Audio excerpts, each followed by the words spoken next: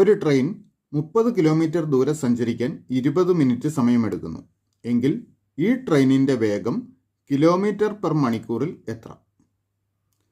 ഇവിടെ train 20 minute സമയം കൊണ്ട് 30 കിലോമീറ്റർ ദൂരം സഞ്ചരിക്കും. 20 മിനിറ്റിൽ 30 കിലോമീറ്റർ സഞ്ചരിക്കും. അപ്പോൾ ഒരു മണിക്കൂർ എന്ന് പറഞ്ഞാൽ 60 മിനിറ്റ് ആണല്ലോ. 20 മിനിറ്റിൽ 30 കിലോമീറ്റർ സഞ്ചരിക്കുമെങ്കിൽ 60 മിനിറ്റിൽ എത്ര ദൂരം സഞ്ചരിക്കും എന്ന് നമുക്ക് കണ്ടെത്താം. 20ൻ്റെ 3 ഇരട്ടിയാണ് 60. അപ്പോൾ 30ൻ്റെ 3 ഇരട്ടി ദൂരം സഞ്ചരിക്കും.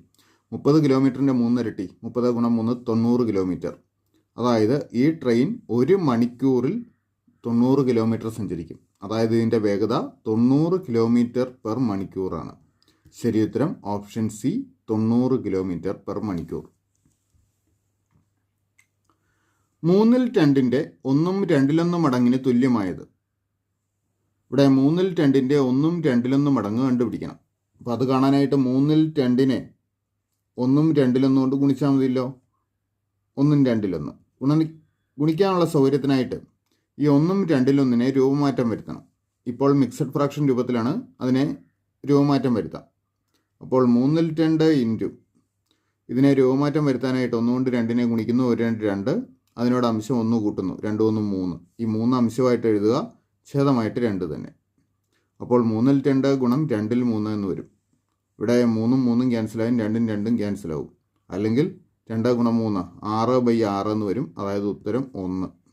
ശരി ഉത്തരം ഓപ്ഷൻ സി, 1. 12 മീറ്റർ നീളമുള്ള ഒരു ഇരുമ്പ് ദണ്ട് 4/3 മീറ്റർ നീളമുള്ള കഷ്ണങ്ങളായി മുറിക്കുന്നു. എത്ര കഷ്ണങ്ങൾ കിട്ടും? അപ്പോൾ 12 മീറ്റർ നീളമുള്ള ഒരു ഇരുമ്പ് ദണ്ട് 3/4 മീറ്റർ നീളമുള്ള കഷ്ണങ്ങളായി മുറിക്കുന്നു. അപ്പോൾ എത്ര കഷ്ണങ്ങൾ ഉണ്ടാവും എന്ന് കണ്ടുപിടിക്കണം. അതിനായിട്ട് 12നെ 4/3 കൊണ്ട്, ഒരു കഷ്ണത്തിൻ്റെ നീളം കൊണ്ട് ഹരിച്ചാൽ മതി. 12 ഭാഗം 4/3, 4/3. ഈ 4/3 കൊണ്ട് ഹരിക്കാനായിട്ട് 4/3ൻ്റെ വിൽക്രമം കൊണ്ട് ഗുണിക്കുക. അതായത് 12 ഇൻറ്റു 3/4 എന്ന് വരും. നമുക്ക് സിംപ്ലിഫൈ ചെയ്യാം. 12നെ 3 കൊണ്ട് ഹരിക്കാം. 12നെ 3 കൊണ്ട് ഹരിച്ചാൽ 4, 4 ഗുണം 4 16. അപ്പോൾ 16 കഷ്ണങ്ങൾ കിട്ടും. ശരി ഉത്തരം ഓപ്ഷൻ സി, 16. ചുവടെ കൊടുത്തിരിക്കുന്ന സംഖ്യാശ്രേണിയിലെ 10ാമത്തെ സംഖ്യ ഏത്? അപ്പോൾ നമുക്ക് നൽകിയിരിക്കുന്ന സംഖ്യാശ്രേണി 1 3 6 10 എക്സെട്ര അങ്ങനെയാണ്. അപ്പോൾ ഈ പദങ്ങൾ തമ്മിലുള്ള ബന്ധം നമുക്കൊന്ന് നോക്കാം. 1നോട് 2 കൂട്ടിയാൽ 3 ആവും. 3നോട് 3 കൂട്ടിയാൽ 6, 6നോട് 4 കൂട്ടിയാൽ 10, അങ്ങനെയാണ് പോകുന്നത്. അപ്പോൾ ബാക്കിയുള്ള പദങ്ങൾ എഴുതുന്നതാണ് നമുക്ക് പെട്ടെന്ന് ഉത്തരം കണ്ടുപിടിക്കാനുള്ള സൗകര്യം. അടുത്ത 2 3 4 അങ്ങനെയാണ് കൂട്ടി വരുന്നത്. അപ്പോൾ അടുത്ത 5 കൂട്ടണം. അപ്പോൾ അടുത്ത സംഖ്യ 15, അടുത്ത 6 കൂട്ടുന്നു 21, 7 കൂട്ടുന്നു 28, 8 കൂട്ടുന്നു 36, 9 കൂട്ടുന്നു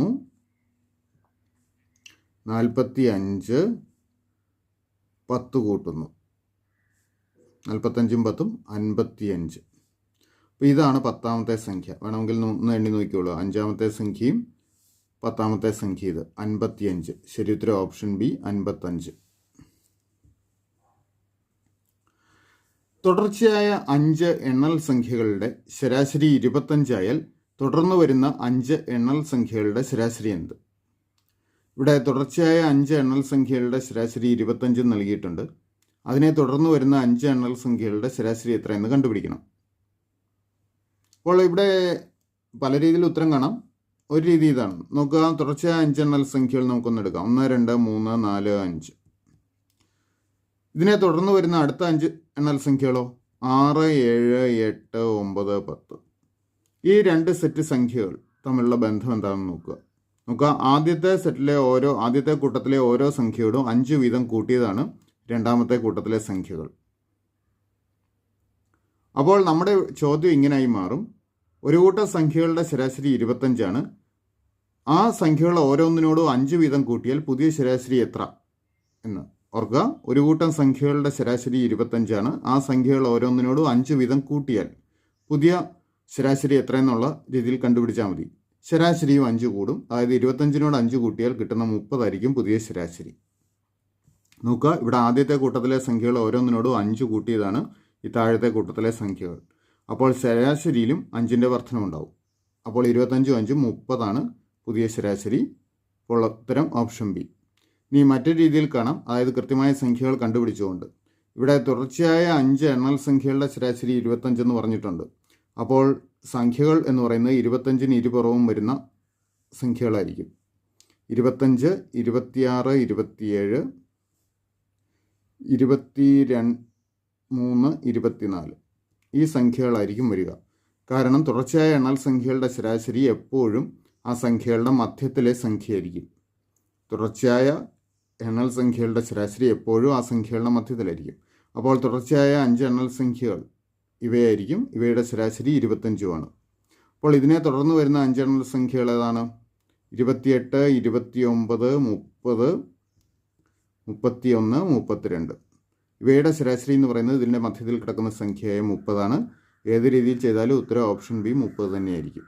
ഇതിൽ ആദ്യത്തെ രീതിയാണ് എളുപ്പം. അതായത് തുടർച്ചയായ 5 എണ്ണൽ സംഖ്യകളുടെ ശരാശരി 25 പറഞ്ഞു. അപ്പോൾ അടുത്ത 5 എണ്ണൽ സംഖ്യകൾ എന്ന് പറഞ്ഞാൽ ആദ്യത്തെ 5 എണ്ണൽ സംഖ്യകളോട് 5 വീതം കൂട്ടിയതാണ്. അപ്പോൾ ശരാശരിയും 5 കൂട്ടിയാൽ മതി, അതായത് 30 കിട്ടും.